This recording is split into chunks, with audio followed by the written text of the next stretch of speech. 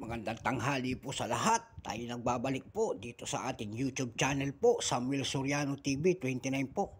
Maraming salamat po doon sa ating nanonood ng ating YouTube channel. Ayan. Doon naman po sa mga hindi natin nare-replyan. Pasensya na po at busy tayo. Yun naman iba nare-replyan natin.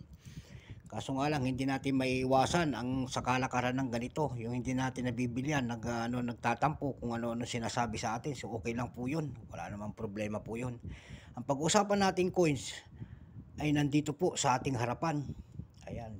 NGC po, NGC New Generation Currency po. Ayan, magandang tanghali po sa lahat ng kolektor, Luzon, Visayas, Mindanao, kung saan kayong panig ng mundo po. Mayroon na naman tayong pag-uusapang barya. Ayan po, yung 2019 na NGC. Ayan. Yung 2019 na NGC.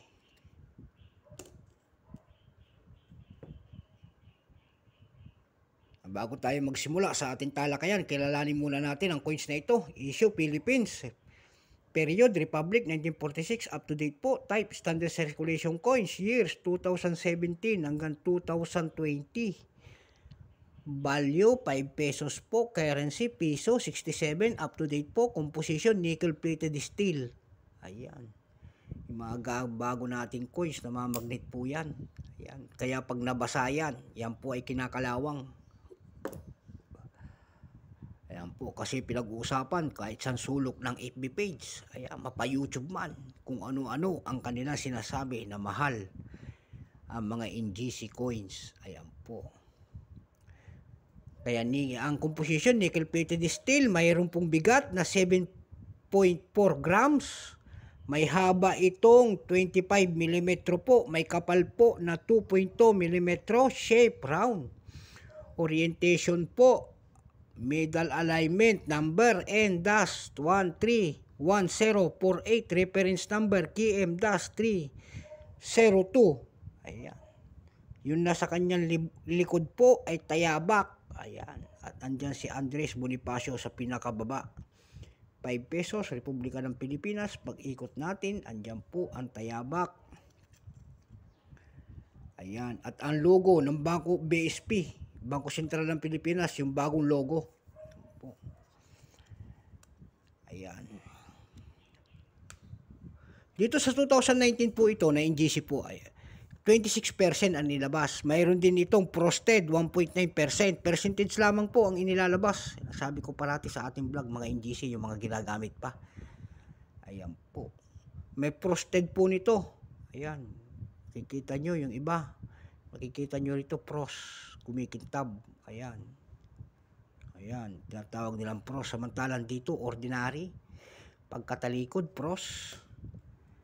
Ayan po. Ayan. Ordinary siya. Pagkatalikod nyo po. Ayan. Frosted. Ayan. So maraming anggulo. Ayan. Kung frosted. Ayan po. Kumikintab siya. Maganda ito sa personal. Kasi noon pa sa akin ito, pagkalabas nag-ipon na tayo. Rated, age po, rated po ito, rated coins. Yung kanyang tagiliran, rated. Hindi, normal pala ito, hindi rated.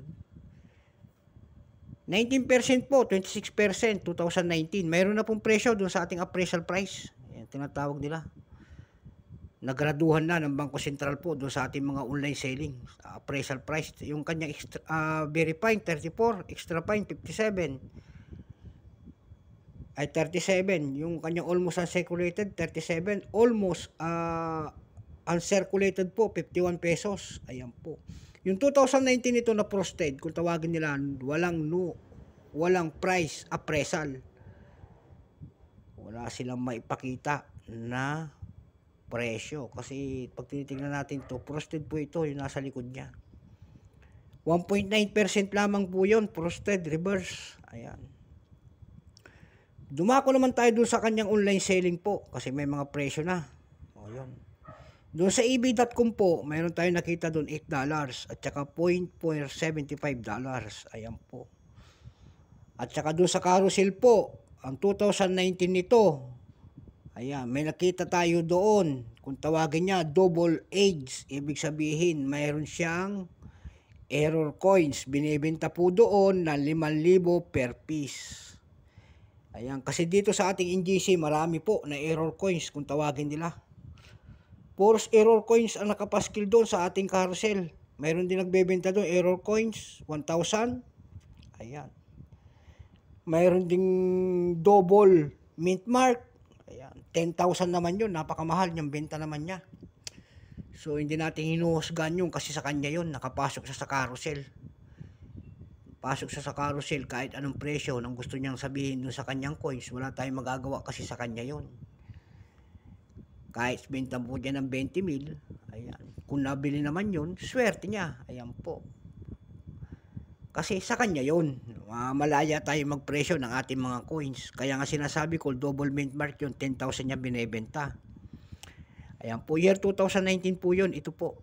Wala tayong magano mahagilap ang price nito sa ibang online selling. Kumbaga, ano lang, yung mga kilala lang natin, doon natin nakikita ang price.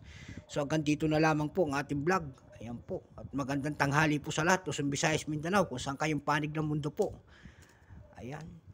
Sa next video po natin, papindot naman po ang ating notification bell. Subscribe po para ma-update po kayo sa ating araw-araw na latest video po. Ayan. Binabati natin yung ating mother dyan sa Pangasinan at saka sa mga Isabela po. Yung mga Ilocano dyan, lakay. Napintas nga bigat yung amin ita. Masantos na ugto o si kayon amin sa lahat ng Pangasinenses. Ayan po. Hanggang dito na lamang po. Ayan. Keep safe po, Luzon, Visayas, Mindanao, kung saan kayong panig ng mundo. Bye-bye po.